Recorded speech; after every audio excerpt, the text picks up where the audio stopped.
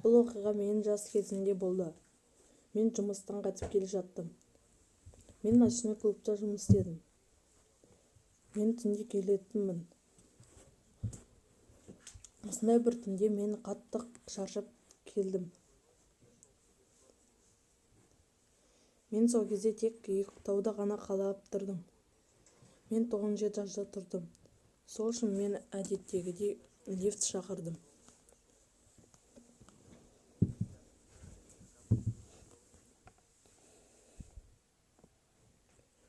Лифттің есігі ашылғанда мен қорқынышты мимді көрдім. Бұл адамның беті бояулы, оның беті ақ, көзі қара, қызыл ерні болды. Ол қолын былғап тұрды. Оның қимылдары маған роботты есіме түсіріп кетті.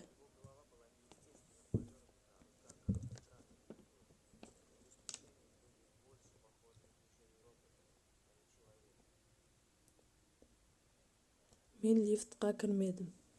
Бір Құдай біледі, ол маған не істейтінін. Мен баспалдақпен көтеріліп келе жаттым.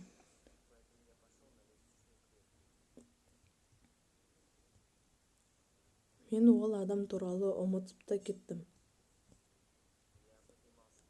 Мен лестницамен көтеріле бердім. Мен астқа қарап қалған кезінде бұл кезде мен 7 этажда болдым. 5 этажда сол мимді көрдім. Ол кішкентай және тыныш қадаммен келе жатты. Ол қадамын біреу естіп қояды деп қорқып келе жатқандай болды. Ол мүсін секілді тұрып қалды. Менің қарап тұрғанымды сезді де маған қарады. Оның көздері ғана қозғалып, жылтырап тұрды. Деймін, мені жайыма қалдыр дедім. Мен тезірек жүріп кеттім.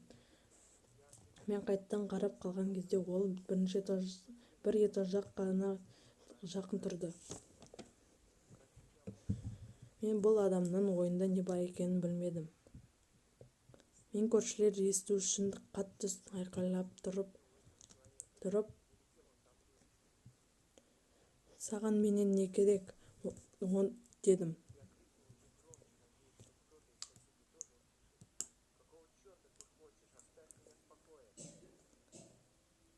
Оның түрі сол кезде өзгеріп кетті.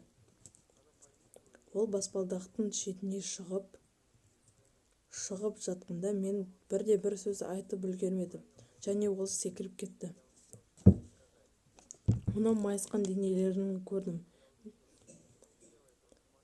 Және мен полицияға хабарласудың орнына асқа қарап тұра бердім.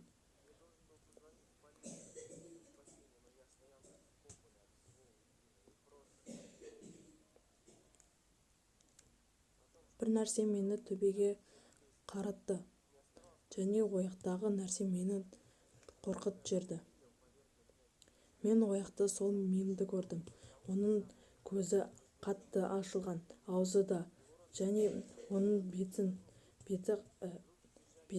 ұстап тұрды. Ол крик картинкасындай тұрды. Мен қатты қорқып тұрдым. Мен қимылдай алмай тұрдым. Мим маған қарады.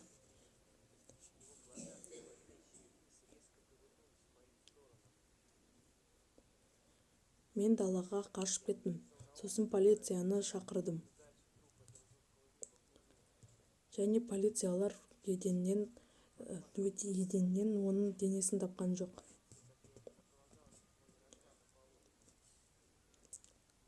Мен бұл затты көрдім.